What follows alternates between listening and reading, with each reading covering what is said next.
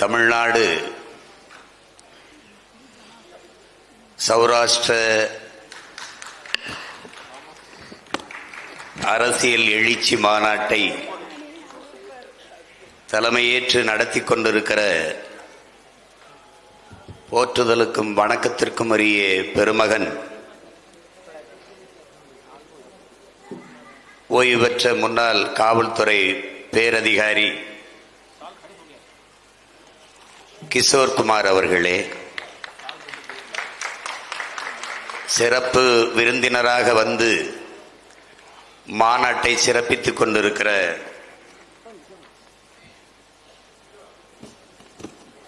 போற்றுதற்கும் வணக்கத்திற்கும் உரிய பெருந்தகை சௌராஷ்டிர மத்திய சபாவினுடைய தலைவர் சுரேந்திரன் அவர்களே,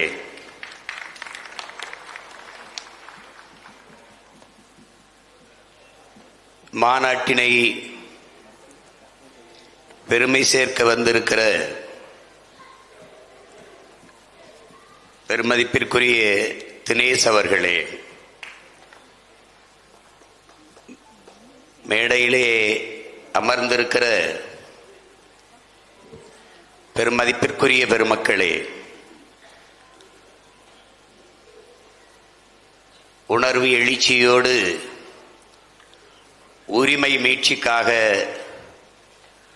ஒரு சேரக்கூடி அமர்ந்திருக்கும் என் உயிருக்கினிய உறவுகளே, உங்கள் அனைவருக்கும் என்னுடைய அன்பும் வணக்கம்.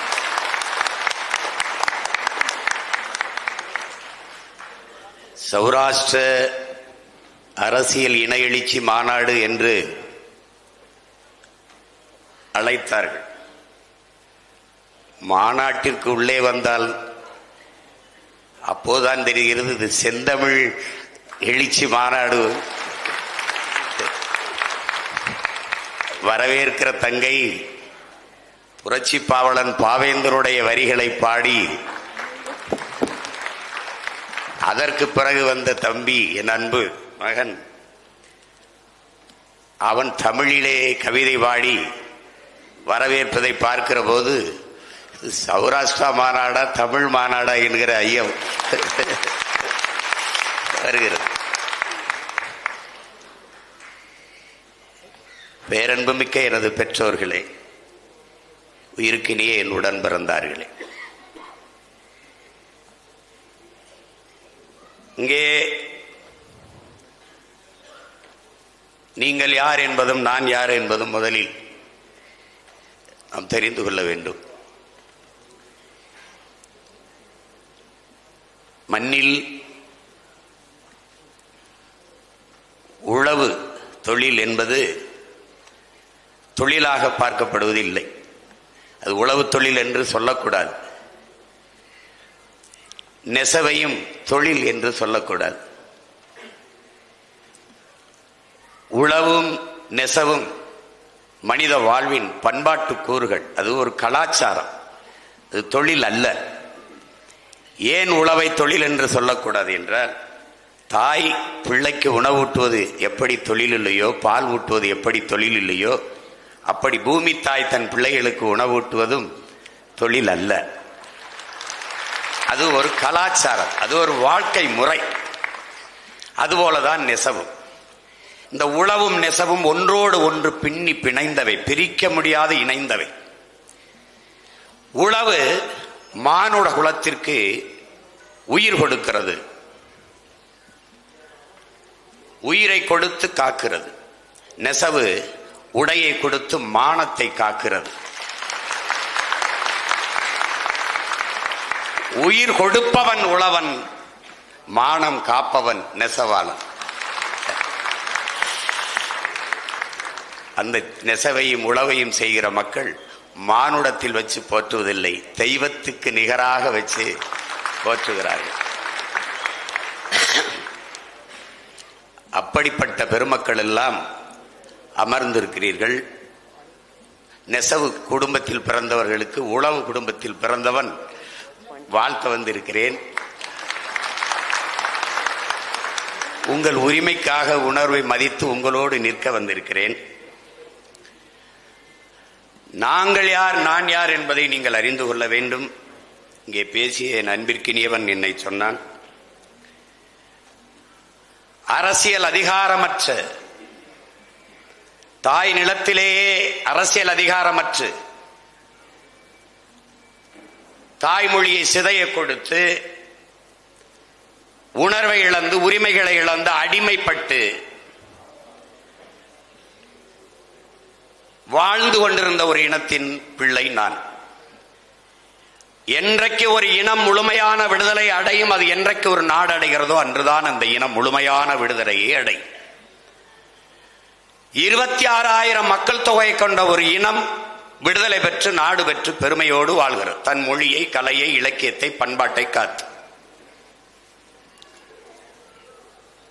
சேர்பியாவிலிருந்து கொசவா பிரிகிற போது வெறும் 10 லட்சம் மக்கள் தான், 10 ஆண்டு கால போராட்டம் தான், தனி நாடு. தெற்கு சூடான் மிக குறுகிய எண்ணிக்கையில் உள்ள மக்கள் விடுதலை பெற்று. இப்படி சின்ன சின்ன இனங்கள் எல்லாம் விடுதலை பெற்று வாழ்கிற போது உலகின் முதல் மொழி தமிழ், முதல் மாந்தன் தமிழன், உலக மொழிகளின் தாய் தமிழ். இதை ஒரு தமிழன் சொன்னால் அது பெருமைக்கு பேசுவதாகப்படும். ஆனால் உலகில் எல்லா மொழிகள் ஆய்வறிஞரும் வரலாற்று ஆய்வறிஞர்களும் ஆய்விலே நிறுவுகிறார்கள், அப்படிப்பட்ட ஒரு இனத்தின் மகன். உலகில் 13 கோடி மக்கள் பரவி உலகெங்கும் நிறைந்து பறந்து வாழ்ந்தாலும் தமிழர்கள் வாழாத நாடு கிடையாது. ஆனால் தமிழனுக்கென்று ஒரு உள்ளங்கை அளவு நாடு கிடையாது. நாடில்லாத இனம் தன் மொழியை இழக்கும், கலையை இழக்கும், பண்பாட்டை இழக்கும், வழிபாட்டை இழக்கும், தொன்று தொட்ட வேளாண்மை இழக்கும், தன்னுடைய அரசியல் வலிமை இழக்கும், அதனால் இனத்தை இழக்கும், நாட்டை இழக்கும். இப்படிதான் வரலாறு. அந்த நிலையில் 50,000 ஆண்டுகளுக்கு மூத்த ஒரு இனத்தின் மகன், சேர சோழ பாண்டியர் என்று மூவேந்தர்கள் கட்டி ஆண்ட ஒரு இனத்தின் மகன், உலகின் மிகப்பெரிய வல்லரசை, ஒரு பேரரசை நிறுவிய பெரும்பாட்டன் ராஜராஜ சோழன், அவன் மகன் அரசேந்திர சோழனுடைய பிள்ளைகள். நீங்கள் பார்க்கிறீர்கள், சிலப்பதிகாரம் என்றது வெறும் காப்பியமாக புனையப்பட்டதில்லை என் அன்பு சொந்தங்களே. சோழ நாட்டில் பிறந்து பாண்டிய நாட்டில் இறந்து சேர நாட்டில் தெய்வமாகி போன ஒரு காப்பிய நாயகியை 3 பேர் அரசுகளையும் ஒன்றிணைக்க வேண்டும் என்று உருவாக்கப்பட்ட காப்பியம்தான் சிலப்பதிகாரம். அப்படி அருண்மொழி சோழனும் அரசேந்திரன் உலகில் பல்வேறு நிலப்பரப்புகளை வென்று 3வது பெரிய பேரரசை நிறுவினார்கள். சிக்கல் என்ன நேர்ந்தது?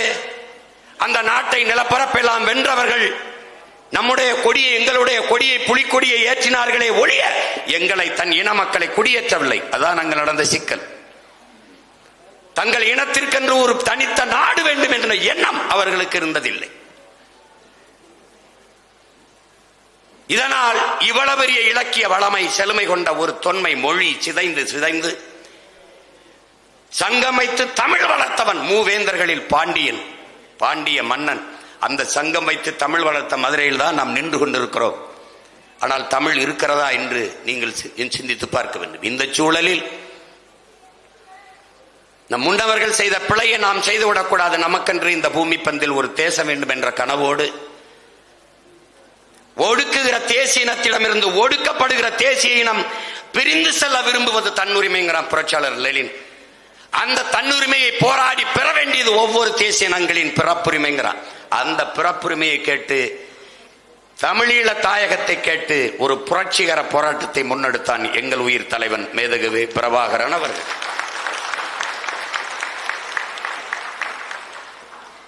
தமிழர்களுக்கு என்று ஒரு தனித்த தாயகம், அது பெரிதோ சிறிதோ, இந்த பூமி பந்தில் தனித்த தாயகம் வேண்டும், அதற்கு விலை தலையே ஆனாலும் தர தயார் என்று களத்திலே நின்றான்.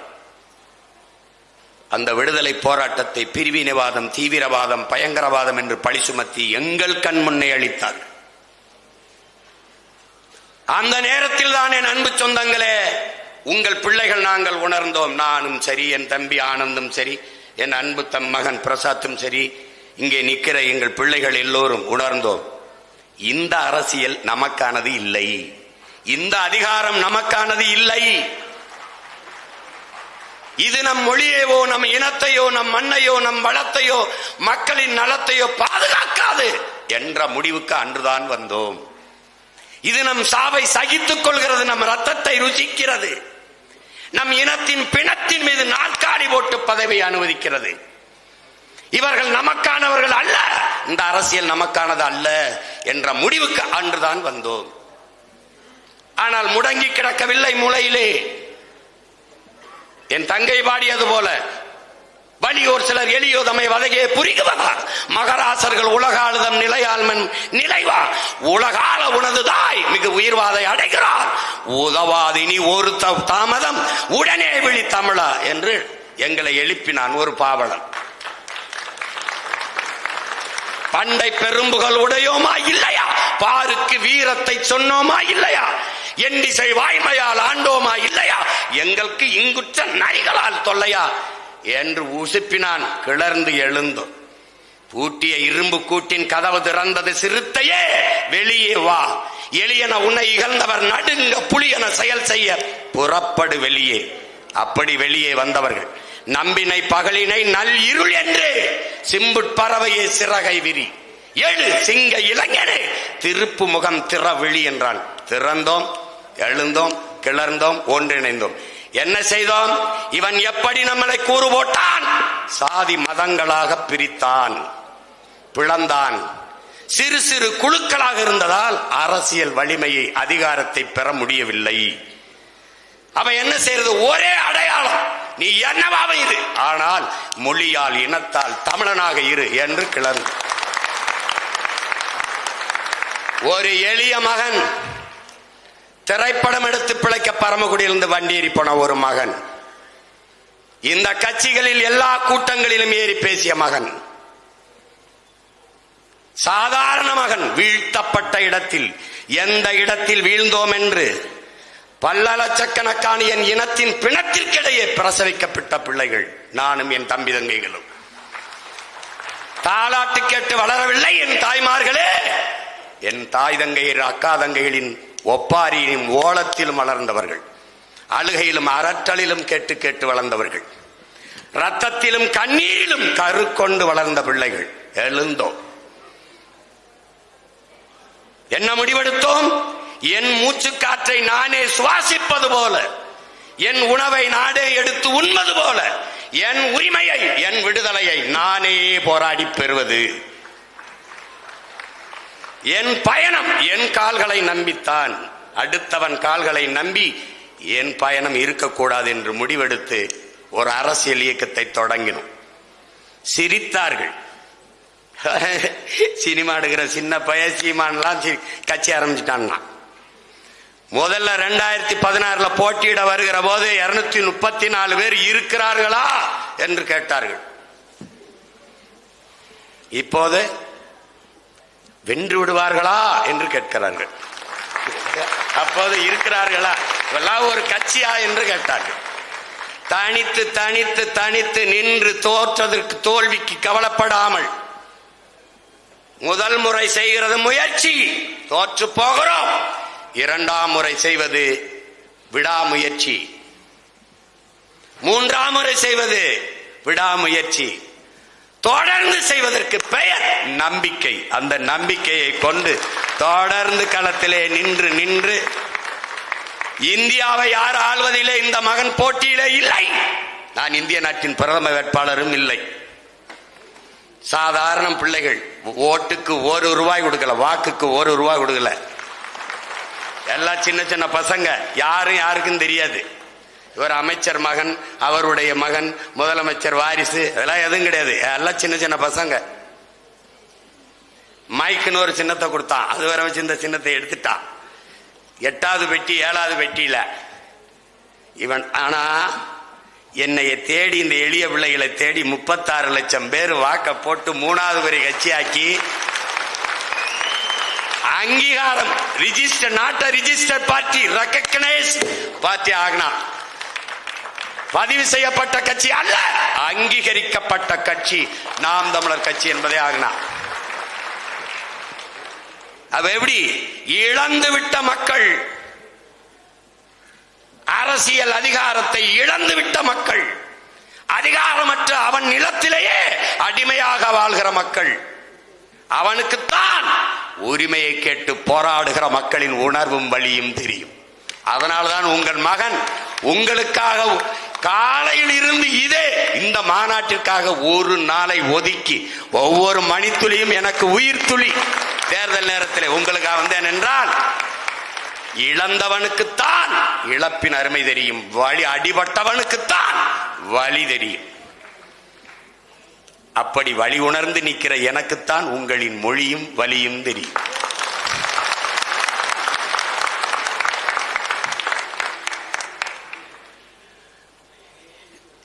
எனக்கு சின்ன வயதிலிருந்தே உறவு.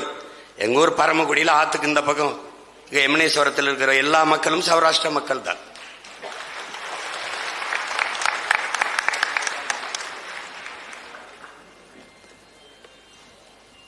நாங்கள உறவு வைத்து எங்களுடைய அரிசி, காய்கறி, முருங்கைக்காய் எல்லாம் எங்கள் வீட்டில் கொடுப்போம். அவங்க நாங்கள் முதலாளி தான் கூப்பிடுவோம். எங்கள் செல்லம்மா என்னை மருமகனேன்னு தான் கூப்பிடுவாங்க. அவங்க வீட்டில இருந்து எங்களுக்கு உடைகள் எல்லாம், பணம், தீவா, பொங்கலுக்கு எல்லாம் எங்களுக்கு அப்படி ஒரு உறவை பேணுகிற ஒரு உறவு எங்களுக்குள்ள இருந்துச்சு. அது காலகட்டத்தில் என் தம்பி ஆனந்த் சொல்வது போல அரசியல் இருந்து அப்படி அமைதியாயிருச்சு. உங்களுக்கு தெரியுமா என் உடன் பிறந்தார்களே, பேரன்பு மிக்க என் பெற்றோர்களே, எஸ்.ஆர். ராதா அவர்கள், நான் சின்னவனா 2010 கட்சி ஆரம்பிச்ச போது என்னுடைய அப்பா பேராசிரியர் மணி அவர்கள் மூலமாக என் தம்பி ஆனந்துக்கு தெரியும். தொடர்பில் என்னோட பல முறை அலைத்தொடர்புல பேசி எனக்கு ஆலோசனை கொடுத்து என்னை வாழ்த்தினார்கள், நீ நன்றோடியாக வர வேண்டும் என்று. அப்போது தெரியாத அவருடைய அருமை தோழர் எங்க மாமா காளிமுத்து அவர்களுடைய மகளை நான் மணந்து மருமகனாக அவருக்கு தெரியாது. ஆனால் அவர் என்னை வாழ்த்தினார்கள். பெருமை இருக்கிறது. இவ்வளவு பெரிய பெருமைக்குரிய முன்னோர்கள் படத்திலே இந்த தமிழ் பேரினம் மறக்க முடியாத ஒரு பெருமகன் டி.எம். சவுந்தரராஜன் என்கிற ஒரு பெருமகன். பல தமிழர்கள் தமிழ் உச்சரிப்பை கற்றுக்கொண்டதே அந்த பேராசிரியர் இடத்தில் தான். கடைசி தமிழன் உள்ளவரை அவன் காதுகளில் டி.எம். சவுந்தரராஜன் என்கிற அந்த தேனிசை குரல், இன்னிசை குரல், அவர் குரல் கேட்டுக்கொண்டே இருக்கும். அவர் பாடாத பாக்களா புழுக்களாக நெளிந்து கொண்டிருந்தவரை அவருடைய குரலால் எழுச்சியூட்டி எழுப்பிய பெருமகன். இப்போ நீங்க பாத்தீங்கன்னா மதுரை மீட்டு சுந்தர வண்டியில் தாயகத்தின் சுதந்திரமே எங்கள் கொள்கையே, தன்மானம் ஒன்றேதான் எங்கள் செல்வம். அந்த பாட்டை எங்களுக்குனே எங்க ஐயா முத்துலிங்கம் எழுதுனது மாதிரியும் எங்களுக்காகவே அவர் பாடியது போலவும் தோணும். அப்படிப்பட்ட பெருமக்கள் எல்லாம் பிறந்த ஒரு இனக்கூட்டத்தில் நமக்கென்று ஒரு அரசியல் அதிகாரம் இல்லை என்று நீங்கள் வருந்த தேவையும் இல்லை, இது அவசியம் இல்லை. இங்கே சொன்னாங்க கட்சியில என் தம்பி மகன் பிரசாத் சொல்றா அரசியல் கட்சியில இடம் இல்லைன்னு. நீங்க வர்றதில்லை. அதனால நாங்க எல்லாருக்கும் இருகரமும் விரித்து தான் அழைக்கிறோம். உங்களுக்கு ஒன்றை புரிஞ்சுக்கணும் என் அன்பிற்குரியவர்களே, பேரன்பு மிக்க பெருமதிப்பிற்குரிய என் சொந்தங்களே, நீங்க ஒன்ன புரிஞ்சுக்கணும். முதல்ல தமிழர்கள் அப்படிங்கிறது, தமிழ் அப்படிங்கிறது என்னன்னா அது ஒரு பேரன்பின் தாய். நீங்கள் சீனன் எழுந்து, சீனர்கள் என் மொழி தெரியாதவன் ஊமை என்று சொன்னான். ஆங்கிலேயன் எழுந்து என் மொழி தெரியாதவன் நாகரிகமற்றவன் என்று சொன்னான். அரேபியர்கள் எழுந்து எங்கள் மொழி தெரியாதவர்கள் பிசாசு, சாத்தான் என்று சொன்னான். என்னுடைய முன்னவன் கணியன் பூங்குன்றன் எழுந்து யாதும் ஊரே யாவரும் கேளீர் என்றான். எல்லாம் என் நிலம், வாழ்கிற எல்லா மானுடர்களும் என் உறவுகள் என்று அழைத்தான். தமிழ் மட்டும்தான் பேரன்பு கொண்டு உலகத்தை ஆறத்தழுவி நேசித்தது. பிறப்பு ஒக்கும் எல்லா உயிர்களுக்கும் என்று பாடியது வள்ளுவம் தான். வள்ளுவம் திருக்குறள் தந்த வள்ளுவ பெருமகனார் தான். பகுத்துண்டு பல் உறவுகள் பல் மனிதர்கள் அப்படி பாடல, பல் உயிர்கள் ஓம்புக என உயிர்மை நேயன் தமிழன். இதை அறிவார்ந்த பெருமக்கள் புரிந்து கொள்ளணும். உலகம் நழுவி வள்ளுவன் முதல் கம்பன் முதல் கபிலன் முதல் இளங்கு எல்லோரும் உலகு உலகு உலகு என்று உலகம் தழுவி நேசித்தவர்கள் தமிழர். காக்கை குருவி எங்கள் சாதி என்று பாடுகிறான் என்றால் காக்கையும் குருவியையும் பேரன்பு கொண்டு நேசித்த பெருமக்கள் சக மனிதர்களை நேசிக்க மாட்டார்கள் என்று என்பது பெரிய பிழை. வாடிய பயிரை கண்ட போதெல்லாம் வாடினேன் என்று பயிருக்கு உயிர் இருக்குது என்று வாடி நின்ற வள்ளலாரின் வாரிசுகள் சக சொந்தங்களை நேசிக்க மாட்டார்கள், வெறுப்பார்கள் என்று எண்ணுவது பெரிய பிழை. பாரடா உன் மானுட பரப்பை, மானுட சமுத்திரம் நான் என்று கூவு என்றான் புரட்சி பாவலன் பாரதிதாசன். மானுட சமுத்திரமே நான் என்று கூவுன்னான். அப்படிப்பட்ட ஒரு பேரன்பு மிக்க தமிழ் தாயினுடைய பிள்ளைகள் நாங்கள் சக மனிதர்களை, என் தம்பியிடம் கேளுங்கள், நீங்கள் வலைகளில் தட்டி பாருங்கள். மரத்திற்கு மாநாடு போட்டேன், மரத்தோட பேசிக்கொண்டிருக்கிறான் சீமான் என்று சிரித்தார்கள். அந்த மரம் மண்டைன்னு சொன்னது கூட மரம் கோச்சுக்கிருச்சு. டேய், எனக்கு அறிவு இருக்குடா, உங்களுக்கு தான்டா ஒண்ணு இல்ல, நீங்க திட்டும் போதே ஏன்டா என் பேரை சொல்றீங்கன்னு கூட. நீங்க எல்லாம் கவனிங்க, மரம் என்றால் என்னவென்று தெரியாதவர்களை எப்படி நீங்கள் ஏற்கிறீர்கள்? மரத்திற்கு மாநாடு போட்டேன், ஆடு மாடுகளுக்கு மாநாடு போட்டேன், மலைக்கு மாநாடு போட்டேன், ஆற்றுக்கு மாநாடு போட்டேன், கடலுக்கு மாநாடு போட்டேன், தண்ணீருக்கு மாநாடு போட்டேன். ஆடு மாடு புல்லு பூண்டு நாய் நரி கொக்கு குருவி காடு மலையெல்லாம் நேசிக்கிற இந்த பிள்ளைகள் சக உறவுகளை நேசிக்க மாட்டோம் என்று நீங்கள் நினைப்பது எப்படிப்பட்ட பிள்ளை? வந்தேரிகள் என்ற சொல்லை ஒருபோதும் தமிழின பிள்ளைகள், குறிப்பாக நாம் தமிழர் பிள்ளைகள் உச்சரிக்க மாட்டார்கள். எங்கள் மீது இருக்கிற காழ்ப்புணர்ச்சி எங்களை வந்தேரி என்று சொல்லிவிட்டார்கள், வந்தேரி என்று சொல்லிவிட்டார்கள். அப்படி என்றால் வந்தவரையெல்லாம் வாழ வைக்கும் தமிழகம் என்ற பெருமை மிக்க சொல்லும் இங்குதான் இருக்கிறது. நான் கூட கேட்டேன், வந்தவரையெல்லாம் வசதியாக வாழ வைத்த நாங்கள் சொந்த உறவுகளை இதே நிலத்தில் அகதியாக வாழ வைத்தோம். நாங்கள் புலம்பெயர்ந்து போய் ஐரோப்பிய நாடுகளில் எல்லாம் வாழ்கிறோம். அந்த நாடுகள் எங்களை வந்தேரிகள் என்று எண்ணவில்லை. நார்வேயோ ஸ்வீடனோ டென்மார்க்கோ ஜெர்மனோ பிரான்சோ அல்ல சுவிஸோ பிரிட்டனோ ஆஸ்திரேலியாவை எல்லா நாடுகளும் அப்படியே தன் நாட்டு குடிகளாக எங்களை குடியுரிமை கொடுத்து ஏற்றுக்கொள்கிறார்கள் என்றால் எங்களை வந்தேரிகள் என்று அவர்கள் சொல்லவில்லை. அந்த இனத்தின் பிள்ளை எப்படி இன்னொரு இனத்தை வந்தேரிகள் என்று சொல்வோம்? அது ஆகாதவர்கள் சீமான் வளர்ந்து விடுவானோ வந்து விடுவானோ, தமிழர் என்று பேசுகிறானே அப்படி என்று நினைக்கிறது. அப்படி இல்லை. நீங்கள் எப்படி அரசியல் அதிகார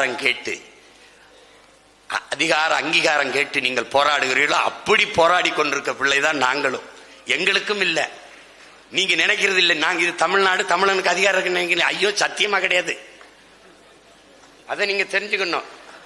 நீங்களாவது இவ்வளவு கூட்டமா இருக்கிறீங்க, நாங்க ஒத்தையா இருந்து சின்ன சின்ன பசங்களா இருந்து போராடிட்டு இருக்கோம். உங்களுக்கு புரியுதா? இங்கேயாவது பாருங்க, இவ்வளவு பெரியவங்க இருக்காங்க. எங்க இதுல உட்காருக்கும் போது நான் மட்டும்தான் பெரிய ஆளா இருப்பேன், எல்லாம் சின்ன சின்ன பசங்க. சொல்லுங்கடா டேய், எங்க அவன் எங்க நின்னு எங்கடா நம்ம ஆளுங்க இங்க இருக்கான் பாருங்க, இவன் தான் எங்கள்ல பெரிய ஆளு, பாத்துக்கிறங்க. அதனால நாங்க எப்படி சொல்றது, புறக்கணிக்கப்பட்ட நிராகரிக்கப்பட்ட இனத்தின் மக்கள். அதுல என்ன நாங்க முடிவெடுக்கிறோம்? எந்த இடத்தில் நீ நிராகரிக்கப்படுகிறாயோ அந்த இடத்தில் தவிர்க்க முடியாத ஒருவனாக எழுந்தனில். அதான் சாதனை.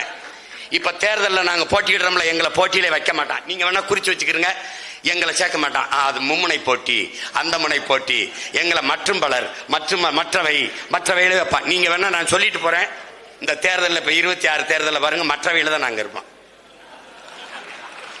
இவன் 10 வருஷமா எங்களை மற்றவைகளே வச்சு இப்ப நாங்க வளர்ந்துகிட்டே தான் இருக்கோம். அப்ப என்ன அர்த்தம்? அவன் எங்களை நிராகரிக்க பாப்பான். எந்த இடத்தில் உன்னை தவிர்க்கிறானோ, புறந்தள்ளுகிறானோ, நிராகரிக்கிறானோ அங்க தவிர்க்க முடியாதவனாக எழுந்து வா. அதான் இங்க. இப்ப நீங்க வேணா இதுல எழுதி வைங்க, இந்த மாநாட்டில் சொல்றேன், நான் பங்கேற்றுட்டு போயிட்டேன்னா கட்டாயமா உங்களுக்கு அரசியல் அங்கீகாரம் எல்லாரும் கூப்பிட்டு கொடுப்பான். ஏன்னா அவனுக்கு என்ன பயம் வரும்னா, என்ன பயம் வரும்னு கேளுங்க. என்னன்னு கேளுங்க, இருங்க முடிச்சுக்கிறேன். என்னன்னு கேளுங்க. நான் வரலைன்னா நம்ம கொடுத்தாலும் கொடுக்கலைனாலும் நமக்கு போட்டுருவாங்க. ஆனா இப்போ எல்லாரும் சீமானுக்கு போட்டுருவாங்கன்னு பயந்து என்ன பண்ணுவான், அவ கொடுத்துருவான். ஏய் மொத்த பேரும் சீமானுக்கு போட்டுற போறாங்கப்பா அவன் வேற என் தம்பிக்கு 2021லயே சீட்டு கொடுத்தேன். நான் அவனுக்கு சீட்டு கொடுத்துருக்கதே ரொம்ப பேருக்கு தெரியாது. நான் போய் சௌராஷ்டிரா மக்களுக்கு சீட்டு கொடுத்துருக்கேன், தயவு செய்து போடுங்க அப்படியா சொல்ல முடியும்? எங்களை ஏன்னு கேளுங்க, கட்சியாவே அவங்க டிஎம்கே ஏடிஎம்கே, திமுக அதிமுக 2 இல்ல பாரதிய ஜனதா காங்கிரஸ் இது கொடுத்துருக்கா, கொடுக்கல. அப்ப எங்களை கட்சியிலே கணக்குல சேர்க்கல. இதுக்கு முன்னாடி நீங்க மாநாடு போட்டிருப்பீல்ல, போட்டிருப்பீங்க. என்னைய கூப்பிட்டீங்களா? கூப்பிடல. ஏன்னா எனக்கு தெரியல.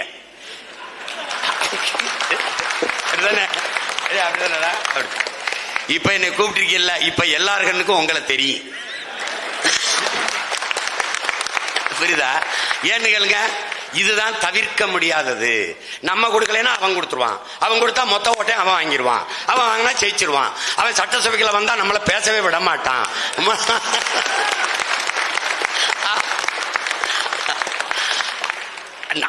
அவன் கேள்வி கேட்பான், நம்மகிட்ட பதிலையும் சொல்ல முடியாது, நம்மளை பேச விட மாட்டான். அவன் கேள்வியா கேட்பான், பயப்படுவான்.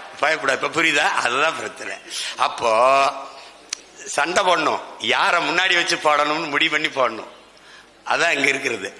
அந்த இதுல நம்ம இதை புரிஞ்சுக்கணும். இப்ப நாங்க பல்வேறு நாடுகள்ல நாடை இழந்து போய் வாழ்கிற நாங்கள் அப்படி பாக்குறது இல்ல. வரலாறு எங்களுமே நீங்க தமிழர் இன வரலாற்றை நீங்க என் அன்பு சொந்தங்கள் நீங்க ஆய்ந்து படித்தீங்கன்னா, எந்த இன மக்களையும் அடிமைப்படுத்தி ஆண்டார்கள், கொடுமைப்படுத்தினார்கள் என்று ஒரு சிறு செய்தி கூட நீங்க படிக்க முடியாது. ஏன் ஏன் அறம் சார்ந்து வாழ்ந்த மறவர்களின் கூட்டம் இது. எந்த நீங்களே பாருங்களேன், காவிரியில நமக்கு தண்ணி தரல, அது என் மாநிலத்தின் பிறப்பு உரிமை என என் நிலத்தின் வளத்தை நீங்கள் எல்லோரும் எடுத்துக்கொண்டு சொல்கிறீர்கள். நரிமணம், பெட்ரோல், நெய்வேலி பழுப்பு நிலக்கரி, நீங்க மீத்தேன், ஈத்தேன் எல்லாவற்றையும் எடுத்துக்கொண்டு செல்கிற நீ உன்னுடைய நீர்வளம் உனக்கே என்று சொல்கிறாய். அப்ப காவிரி நதிநீர் உரிமை உனக்கே, முல்லை பெரியாற்று உரிமை கேரளாவுக்கே என்றால் என்னுடைய பழுப்பு நிலக்கரி என் நிலத்தின் வளம் எனக்கே என்ற முடிவை நம்ம எடுக்கல. நீங்க நல்லா கவனிச்சுக்கணும். தமிழ்நாட்டில் இருக்கிறதெல்லாம் பொதுமையாக இருக்கும், அவனவன் நிலத்தில் இருக்கிற வளம் அவனுக்கு மட்டுமே இருக்கும். இங்க இருக்கிறது சிக்கலை பார்க்கணும். அப்ப நம்ம கேட்கும் போதெல்லாம் அடித்து விரட்டுவான். ஆனால் இங்கிருந்து எத்தனை கன்னடர்கள் அடித்து விரட்டப்பட்டார்கள் யாராவது சொல்லுங்க. கேரளாவிலே முல்லை பெரியாற்று அணை நதிக்காக நாம் போராடுகிற போது இதே மதுரையிலே பல நாட்கள் பெரும் போராட்டம். பள்ளிக்கூடத்துக்கு சென்று வந்த நம் தங்கையை மேலாடையை கலட்டி மார்பிலை முகத்தை வைத்து தேய்த்து தன்படம் எடுத்து வெளியிட்டான் ஒருவன். என் நினைவில் எப்படி பதிஞ்சிருக்கு பாருங்க. ஆனால் பதிலுக்கு பதில், பலிக்கு பலி என்று யாராவது ஒரு மலையாள பெண்ணை, ஒரு தம்பியை அல்லது குடும்பத்தை நாம் தாக்கினோம் இல்லை. ஏன்? மாண்பு, தமிழனுடைய மாண்பு. பல்லாயிரக்கணக்கான நம் தமிழ் பெண்களை சிங்கள ராணுவ வீரர்கள், சிங்களர்கள் வன்புணர்வு செய்து கற்பழித்து கொலை செய்தார்கள். நம்மிடத்தில் ராணுவம் இருந்தது, படை இருந்தது, துப்பாக்கி இருந்தது. பதிலுக்கு பதில், பலிக்கு பலி என்று ஒரு சிங்கள பெண்ணின் தாவணியை கூட, நிழலை கூட தொட்டதில்லை. ஏன்? தமிழனின் மாண்பு. இங்கே நாள்தோறும் வன்புணர்வு, கற்பழிப்பு, கள்ளச்சாராயம். காட்டுக்குள்ளே தான் வாழ்ந்தான் வீரப்பன், ஒரு பெண்ணையும் கடத்தி கொண்டு வன்புணர்வு செய்தான் என்று செய்தி நீங்க படிக்கல. காட்டுக்குள்ள சாராய காட்சி வித்தான் வீரப்பன், செய்தி இருக்காது. ஏன்? மாண்பு, தமிழனின் மாண்பு. அதை நீங்க பாத்துக்கணும். அப்ப அறத்தின் வழி நின்று வாழ்ந்த மறவர்களின் கூட்டம். அது மாதிரிதான் நாங்க சொல்றது. நாம் தமிழர் கட்சி எல்லா மக்களுக்கும், அரசியல் எல்லா உயிர்களுக்கும், தலைமை அதிகாரம் எப்போதும் தமிழர்களுக்கு. ஏன்? இந்த ஒரு நிலம்தான் எனக்கு இருக்கு, அதை கொடுத்துட்டா என் மொழி, என் கலை, என் இலக்கியம், என் பண்பாடு, என் மலை, என் கடல், என் ஆறு, என் ஏரி, என் காடு, என் பிள்ளைகளின் கல்வி, என் பிள்ளைகளின் வேலை வாய்ப்பு, என் தாய் தந்தையரின் மருத்துவம், இதை எதை பற்றியும் அவன் கவலைப்பட மாட்டான். ஏன் கவலைப்படல? மலை நான் பார்க்கிற போது என் பூமி தாயின் மார்பு, மலை மார்பில் இருந்து அருவி, அருவியில் இருந்து ஆறு, ஆறில் இருந்து நீர், நீரில் இருந்து சோறு, சோறுல இருந்து வயிறு, வயிறில் இருந்து உயிர், வாழ்க்கை நான் பார்க்கிறேன். அவன் மலை, குவாரி, குவாரி வெட்டினால் நல்ல காசு பணம் துட்டு வெட்டுங்க. என் பூமி தாயின் மாரை அறுத்து ரத்தம் குடிக்கிறான், நான் வருந்துறேன். மரம், மண்ணின் வரம், மரம் என் மூச்சு. உலகில் எல்லா உயிரினங்களும் நற்காற்றை, அதாவது ஆக்சிஜனை சுவாசிச்சுட்டு கார்பன் டை ஆக்சைடை, கரியமில வாயுவை வெளியிடுது, உயிர் காற்றை சுவாசிச்சுட்டு. மரம், செடி, கொடி, தாவரங்கள் தான் என் அன்பிற்குரிய சொந்தங்களே கெட்ட காற்றை, கார்பன் டை ஆக்சைடை சுவாசித்து விட்டு ஆக்சிஜனை வெளியிடுது. அந்த மரம் இல்லை என்றால் உலகில் எந்த உயிரும் இல்லை. அப்ப மரம் என் உயிர், மரம் என் மூச்சு, மரம் நிழல், மரம் மழை, மரம் பறவை பட்சிகளின் கூடு. இப்படி நான் சிந்திக்கிறேன். அவன் மரம் காசு பணம் துட்டு வெட்டுறான். எப்படி? மரத்தை பூரா வெட்டி ரோட்டை போட்டு பசுஞ்சோலை சாலை, பசுமை சாலை என்று பெயர் வைத்துட்டு போறான். மரத்தை பூரா வெட்டி சாச்சிட்டு தூய காற்றுக்கு நல்ல ஆக்சிஜனுக்கு 4500 கோடியை நிதி அறிக்கையில், நிதிநிலை அறிக்கையில், பட்ஜெட்ல தாக்கல் பண்றான். எங்க போயிட்டு இருக்கு? எங்க போயிட்டு இருக்கு? மரத்தை நீ வெட்டிட்டா நான் நட்டு வச்சு வளர்த்துருவேன். நீரை நீ உறிஞ்சிட்டா போத்தல அடைச்சு கொண்டு வரான். நான் தடை செஞ்சிருவேன். தேக்கி வச்சுட்டு செத்து போவேன். என் பிள்ளைய ஊருக்கு எடுத்து குடிச்சுக்குருவான். ஆனா மலையை, மணலை, ஆறை நீங்கள் மனச்சான்றில் கை வைத்து சொல்லுங்கள். வைகை ஆறு உயிரோட இருக்குதா? இருக்குதா? யாராவது சொல்லி இருக்குதா? ஆற்றுக்கு நடுவிலே ஆடு மாடு மேயுது என்றால் ஆறு செத்துருச்சு. மதுரை மாநகரின் கழிவு நீரும் காவா நீரும் ஓடுகிற, சாக்கடை நீர் ஓடுகிற காவாயாக மாற்றிட்டீர்கள். எத்தனை எத்தனை ஆயிரம் ஆண்டுகளாக இருந்தா ஆறை கொலை செய்த பாவிகள். மணலை அள்ளி தின்னுட்டவன, மணல் போயிட்டவன மண் வந்துருச்சு, மண் போயிட்டவன புல்லு பூண்டு முளைச்சிருச்சு. எல்லா கழிவையும் கொண்டு அதுல கொட்டி சாக்கடை குழியாக்கிட்ட. நீ எப்படி இப்படி தோண்டுனா? எங்க ஊர் பரமக்குடி ஆத்துல நாங்கெல்லாம் அப்படி ஓடுகால் சின்னதா ஒரு வாளிட்டு தண்ணி வச்சுட்டு போய் குளிச்சுட்டு போவோம். இப்படி மண் வெட்டி வச்சு சின்னதா ₹1 கொடுத்தா குளிக்க விட்டுருவாப்ல. இன்னைக்கு எங்க இருக்கு ஆறு? மணல் எங்க இருக்கு? வெத்து தின்ட்ட. அதை பற்றி ஏன் கவலைப்படுவான்? நான் கவலைப்பட. ஏன்? இந்த மண்ணின் மகன் அவன் கவலைப்பட மாட்டான். ஏன்? அவன் நிலம் இல்ல, அவன் நிலம் இல்ல. அதனாலதான் நான் என்ன சொல்றேன், தலைமை அதிகாரம். என் மொழி சிதைந்து அழிந்து போனது, செத்துருச்சு. தமிழ் பேச தெரியாது, எழுத தெரியாது, படிக்க தெரியாது. 3 தலைமுறை வந்துடுச்சு. நீங்கள் மாநாடு முடிச்சு வெளியில போங்க, ஏதாவது கடத்தருவில் எந்த இடத்துல அது தமிழ்ல சங்கம் வச்சு தமிழ் வளத்தை ஏதாவது இடத்துல தமிழ்ல விளம்பர பலகை, பேர் பலகை எழுதியிருக்கா என்று பாருங்க. செத்துருச்சு தமிழ். ஒரு இனத்தை அழித்து விட்டார்கள். அந்த வழியில் பிறந்த மகன் என்ன செய்ய முடியும்? வேற வழி கிடையாது. எனக்கு அதிகாரத்தை கொடு, என் தாய் சாக கிடக்கிறாள், காப்பாற்றணும். அதுக்குதான் போராடுறோம். அதனாலதான் என்ன சொல்றோம், நாம் தமிழர் கட்சி எல்லா மக்களுக்கும், உங்களுக்கு மட்டும் இல்ல, மலையாளி, கன்னடரு, தெலுங்கரு, எனக்கு தண்ணி தரமா இருக்கிற கன்னடரு இருக்கிறார் கட்சியில. நான் கூட சொன்னேன், ஒபாமா வந்தா கூட சேர்த்துக்கிறோம் கட்சியிலடான்னு கூட சொன்னேன். நமக்கு ஒண்ணும் கிடையாது. ஏன்னு கேட்டாலே என் அன்பு சொந்தங்களே, நீங்க ஆளை கவனிக்கணும். உடம்புல எங்க காயம்பட்டாலும் முதலில் கண்ணுதான் அழும். அது மாதிரி உலகில் எங்க காயம்பட்டாலும் தமிழர் மண் அழும். அழுது இருக்கிறது அழும். அது மாதிரி இப்ப உங்களுக்கு ஒரு பிரச்சனை, உரிமை பிரச்சனை என்றால் முதலில் இந்த மகன் ஓடி வந்து நிற்பேன் என்கிற நம்பிக்கை உங்களுக்கு இருக்கணும். நீங்கள் என்னை ஆதரிப்பீர்கள், நீங்கள் என் கூட வருவீர்கள், நீங்கள் எனக்காக நிற்பீர்கள் என்பதற்காக நானும் என் தம்பிகளும் வரவில்லை. எதற்காக வந்தா? நாங்கள் உங்களோடு நிற்கிறோம் என்பதை உணர்த்துவதற்காக வந்தோம். எத்தனையோ ஆசிரியர்கள் போராட்டம், எத்தனையோ நெசவாளர்கள் போராட்டம், எத்தனையோ உழவர்கள் போராட்டம், எத்தனையோ மீனவர்கள், எத்தனையோ மாணவர்கள், எத்தனையோ மருத்துவர்கள், எவ்வளவோ செவிலியர்கள், எவ்வளவோ எல்லா போராட்டத்திலும் பங்கேற்றிருக்கிறோம். அவர்கள் எங்களுக்கு வாக்கு தருவார்கள் என்பதல்ல. ஏன் நாங்கள் வாக்குக்கானவர்கள் அல்ல, என் மக்களின் வாழ்க்கைக்கானவர்கள், ஓட்டுக்கானவர்கள் அல்ல, இந்த நாட்டுக்கானவர்கள். தமிழ்நாட்டில் சௌராஷ்டிர மக்கள் அரசியல் உரிமை பெற்று அதிகாரம் பெற்று பாதுகாப்பாக வாழ்கிறார் என்றால் அதை விட ஒரு தமிழ் மகனுக்கு பிறவி பெருமை எதுவும் இருக்க முடியாது. எந்த நாட்டிலே, என் அன்பு சொந்தங்களே, எந்த நாட்டிலே உழவர் குடி போற்றப்படுகிறான், நெசவு குடி போற்றப்படுகிறான், ஆசிரியர் பெருமக்கள் போற்றப்படுகிறானோ அதுதான் நாடு. அறிவை வளர்க்கும் செல்வத்தில் ஆகச் சிறந்த செல்வம் அறிவு. ஒரு நாட்டிலிருந்து இன்னொரு இடத்திற்கு செல்லும் போது மன்னனுக்கு கூட மதிப்பு இருக்காது, கற்றவனுக்குத்தான் மதிப்பு இருக்கும் என்கிறார் அறிவு மூதாட்டி அவ்வை. கற்றவருக்கு சென்ற இடமெல்லாம் சிறப்பு என்கிறார். தொட்டனை தூரும் மணற்கேணி மாந்தற்கு கற்றனை தூரும் அறிவு. அறிவைத்தான் போற்றுகிறார். அறிவு செல்வம். அந்த செல்வத்தை வழங்குகிற பள்ளி கல்லூரிகளை கணக்கில்லாது நிறுவி படிக்க வைத்துக் கொண்டிருக்கிற பெருமக்கள் சௌராஷ்டிர பெருமக்கள். உங்களுக்கு பல்கலைக்கழகம் இல்லை, பரிந்துரைக்கிறீர்கள். உங்கள் பிள்ளையிட்ட அதிகாரம் இருந்தால் அடுத்த நாள் பல்கலைக்கழகத்தை நீங்கள் எந்த இடத்தை சொல்றீங்களோ தொடங்குறதுக்கு அனுமதி. இப்ப நீங்க சீட்டு நீங்க நிக்க யாரும் வரல, அதனால என் தம்பி கும்பகோணத்துல ஆனந்த தொடர்ச்சியா நிறுத்திக்கிட்டு இருக்கேன். நீங்க வந்திருந்தீங்கன்னா எங்களுக்கு நிறுத்துறதுக்கு இது இல்லையா, எல்லாருக்கும் நிறுத்துறோம், எல்லாரையும் நிறுத்தும், எல்லாருக்கும் வாய்ப்பு கொடுத்துருக்கோம். அவங்க எங்களுக்கு போடுவாங்கன்னு இல்லை, எங்கள் பிறவி கடமை, அதனால செய்யறோம். பெண்களுக்கு 117 இடம் கொடுப்பது பெண்கள் வாக்கெல்லாம் எங்களுக்கு பெண்கள் வாக்கெல்லாம் போட்டு விடுவார்கள் என்பதற்காக அல்ல, பிறவி கடமை. பெண்மையை போற்றாத எந்த நாடும் பெருமை அடைந்தது இல்லை, பெருமை அடைந்தது இல்லை.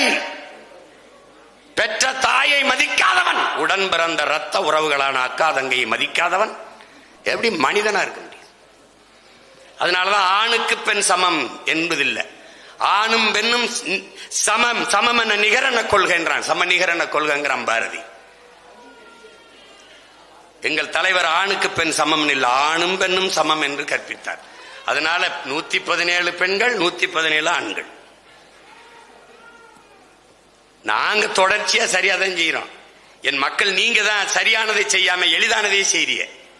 கூட்டமா நிக்கிறவனுக்கு ஓட்டு போட்டா வென்றுவான்னு நினைக்கிறீங்க, கூட்டமா கூடி போய் திருடுனா சரின்னு நினைக்கிறீங்க. 10 பேர் சேர்ந்து கொலை பண்ணா சரி, ஒருத்தன் ஒரு பம்பை கொலை பண்ணா தான் கொலைன்னு நினைக்கிறீங்க. பிரச்சனையே இங்க அதுதான் வருது. அப்ப நீங்க என்ன பண்ணணும்? சரியானதை தேர்வு செய்ய கற்றுக்கணும். அரசியல் விழிப்புணர்வு கொள்ளணும். என் தம்பி ஆனந்த் சொல்ல போல படித்த இளைஞர்கள் நீங்களே அரசியல் செய்ய வரவில்லைன்னா எப்படி நாடை எப்படி சரி பண்ணுவீங்க? அச்சம் எதற்கு? அரசியலை கற்பிக்காதது எப்படி கல்வியா இருக்க முடியும்? அரசியலை விட சிறந்த கல்வி எதுவாக இருக்க முடியும்? ஏன் அரசியல் அவசியம்? அரசியல் ஒரு வாழ்வியல். ஏன் வாழ்வியல்? ஒரு மனிதனின் பிறப்பில் இருந்து இறப்பு வரை எல்லாவற்றையும் தீர்மானிப்பது அரசு, அரசை தீர்மானிப்பது அரசியல். பிறப்பு சான்றிதழ் அரசு, இறப்பு சான்றிதழ் அரசு, இடையில் எல்லாம் என்ன படிக்கணும், என்ன கல்வி, அவ ஆந்திரால போய் வேலை பார்க்கணும், தீர்மானித்தது யார்? அரசு. இந்த வயசில் ஓய்வு பெற வேண்டும், தீர்மானித்தது யார்? அரசு. எந்த ஊரில் வேலை, என்ன சம்பளம், பணியிட மாற்றம், பணி உயர்வு, எல்லாவற்றையும் தீர்மானிப்பது அரசு. உன் வாழ்வில் எல்லாவற்றையும் முடிவெடுப்பது அரசு. அந்த அரசை முடிவெடுப்பது அரசியல். அந்த அரசியலை முடிவெடுக்க வேண்டியது உன் கடமை, என் கடமை, நம் கடமை. வரிசையில் நின்று வாக்கு செலுத்துவது மட்டும்தான் அரசியலா? வாழ்க ஒழிக கோஷம் மட்டும்தான் அரசியலா? இல்லை. உன் வாழ்க்கையை 5 ஆண்டுக்கு ஒரு முறை தீர்மானிக்கிற தலைவனை தேர்வு செய்கிற அரிய வாய்ப்பு, அதுதான் அரசியல். அரசியல் வேண்டாம் என்று நீங்கள் விலகி நின்றால் வானமே இல்லாத பூமியில் வாழப் போகிறேன் என்பது எப்படி வேடிக்கையானதோ அப்படி வேடிக்கையானது. ஒரு மனிதனின் உடலில் இருந்து உயிரை பிரிப்பதும் அவன் வாழ்வில் இருந்து அரசியலை பிரிப்பதும் ரெண்டும் ஒன்றுதான். அதனால் படித்த இளைஞர்கள், தங்கைகள், தம்பிகள் துணிந்து முன்வர வேண்டும். களம் இதோ உங்கள் முன்பு பிறந்தவன், உங்களுக்கு முன்னால் நிற்கிறேன், இருகரமும் விரித்து எத்தனை பேர் வேண்டாலும் வர வேண்டும். கட்சியில் பொறுப்பில்லை, எல்லாருக்கும் பொறுப்பு கொடுத்திருக்கு. அப்ப நீங்க எங்க வாய்ப்பு இருக்கோ அங்க வரணும். அதை விட்டு அந்த கட்சி கொடுக்குமா, இந்த கட்சி கொடுக்குமா, அந்த கட்சி கொடுத்தா தான் ஜெயிக்க முடியும், அப்படி இல்ல. ஜெயிக்கிற பக்கம் நிக்க வேண்டும் என்று நினைப்பவன் அல்ல வீரன். தான் நிக்கிற பக்கத்தை ஜெயிக்க வைக்கிறவன் எவனோ அவனே வீரன். அப்ப நீங்க சரியானதை செய்ய பழகுங்கள். எது சரி, எவன் வந்தால் நாடு சரியா இருக்கும். நான் மட்டும் நல்லா இருப்பதல்ல, நாடே நல்லா இருக்கணும். யார் வந்தால் நல்லா இருக்கும்? எவன் வந்தால் நல்ல காற்று, நல்ல குடிநீர், பயணிக்க பாதை, படிக்க கல்வி, பார்க்க மருத்துவம், பார்க்க வேலை, வேலைக்கு சம்பளம்.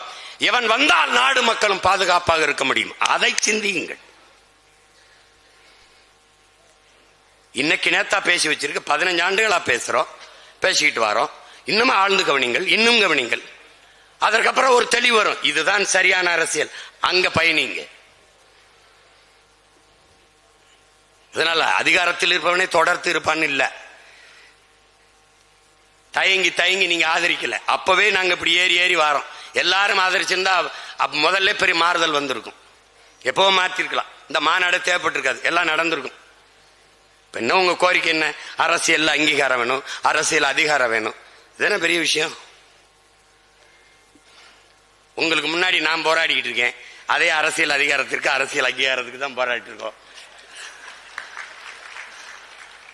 அப்ப அப்ப போராடனோட சேர்ந்துதான் போராட வரணும். புரியுதா? சும்மா போயிட்டு திரும்பி திரும்பி அவன் தர மாட்டான். அப்ப அவனுக்கே அதிகாரத்தை கொடுத்துட்டு தாங்க. எப்படி மாநில அரசு என்ன செய்யும்? எல்லா வரியும் அவனுக்கு கட்டிடும். மத்திய அரசு, இந்திய அரசு, இந்திய ஒன்றிய அரசுக்கு வருவாய் பெருக்கத்துக்கு ஒன்றும் இல்லை. உங்களுக்கு நான் சொல்லி தெரிய வேண்டியதில்லை, எல்லாம் கற்றறிந்தவர்கள். ஒன்றும் இல்லை. மாநில அரசுகளின் நிதி தான் மத்திய அரசின் நிதி. இவன் மொத்தமா கொடுத்துருவான். சரக்கு மற்றும் சேவை வரி எல்லா வரியும் கொண்டு போய் வச்சிருவான், கூச்சி வச்சுக்கிடுவான். பேரிடர் காலங்களில் ஒரு 500 கோடி கொடுங்களேன். மத்திய அரசு நம்ம கேட்ட நிதியை தராது, அதனால் நம்ம ரொம்ப வாத்தியார்களுக்கு சம்பளம் போட முடியவில்லை. எப்படி இருக்கு பாருங்க. நான் கூட கேட்டது கவர்மெண்டா கந்துவட்டி கிடையாடா, எல்லாத்தையும் எடுத்துக்கிட்டு வச்சுட்டு கேட்டா தரமாட்டேங்கிறாங்க. அவன் எடுத்துக்கிட்டு தரமாட்டான். அது மாதிரி நீங்க எவனுக்கு வாக்கு செலுத்தி வலிமையை கொடுத்த அரசியலை அதிகாரத்தை கொடுக்கிறீங்களோ அவன் இதுவரை தரவில்லை. அப்ப என்ன பண்ணணும்? தருகிற ஒரு அதிகாரத்தை நீங்க நிறுவனம். அதான் இங்க இருக்கிறது. இப்ப இதுவரை எத்தனையோ பேர் வந்து பேசிட்டு போயிருப்பாங்கல்ல. இப்ப இந்த பேச்சு எங்க போகுது, எப்படி வருது, எப்படி வேலை செய்யுது. இந்த மாநாட்டுக்கு தலைமையேற்றவர் யாரு? அவர் எப்படி உங்களுக்கு தெரியும்? அவரை எப்படி கூட்டிட்டு வந்தீங்க? இனிமேதானே உங்களுக்கு இருக்கு தொல்லை. அவன் எப்படி வந்தான், ஏன் வந்தான், என்ன அவனை எப்படி பேச விட்டீங்க? இந்த மண்டபத்துக்காரருக்கு எப்படி மாநாட்டுக்கு அவருக்கு அனுமதி கொடுத்தீங்க? என்ன இதான் நடந்திருக்கு, இதுதான் நடக்கும். நடந்தது நடவாது, இறந்தது இரவாது, அனைத்தும் யாம் அறிவோம். அது மாதிரி நீங்க பாத்தீங்கன்னா எதை திறந்தாலும் சீமான் சீமான் சீமான் கத்துவான்.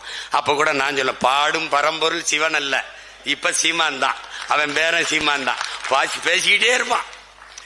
அது மாதிரி இப்ப இதுக்கு கடுமையா வேலை செய்யும். ஏங்க அவங்களுக்கு சீட்டு கொடுக்க மொத்த பேர் சீமானுக்கு போட்டு விட்டுற போறாங்க. அப்ப 2-3 தொகுதி மொத்தமா தோத்து போயிருவோம்ங்க அப்படின்பா. அதனால இந்த மாநாடு வெற்றி தான்.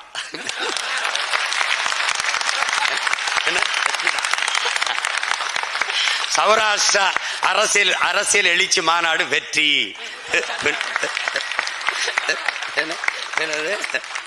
எங்க சரிதானடா நடந்துருச்சு. அப்ப நீங்க மகிழ்ச்சியா இருக்கலாம். அவங்க தரல, சொந்தம் நாருக்கும் பிள்ளை தந்துட்டு போறேன், ஆனா நீங்க எங்கூட நிக்கணும். அப்புறம் சீமா கொடுப்பான், அது ஜெயிக்குமா அப்படிலாம் கேட்டா அது சரியா வராது. அது சரியா வராது. அதை திரும்ப இதுக்கு மேல எல்லாம் என்னால பேச முடியாது. நீங்க புரிஞ்சுக்கணும். அதனால எப்பவுமே ஒருங்கிணைந்து நிற்பதில் தான் நம்ம வலிமை பெற முடியும். எப்பவுமே நீங்க இந்த மக்கள் எல்லாம் நமக்கு வாக்கு செலுத்த மாட்டார்கள், இந்த வாக்கு வராதுன்னா அந்த வாக்கை எப்படி பெறுவதுன்னு சிந்திப்பான். அப்ப சிந்திப்பான். அவன் என்ன கோரிக்கை வைக்கிறான்?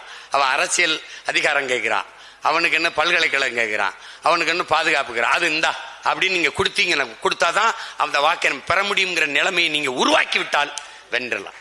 இல்லைன்னா இந்த மாநாடுல இன்னும் 100 மாநாடு போட்டாலும் பயனில்லை.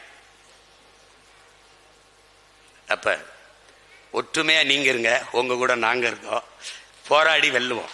ஏன்னா நீங்களும் அரசியல் அதிகாரம் கேட்கிறீங்க, நாங்களும் அதுக்காக தான் போராடுற எல்லாரும் ஒன்னா சேர்ந்து போராடி வெல்லுவோம். அதுதான் இருக்கிற வாய்ப்பு. எனவே இந்த மாநாட்டிலே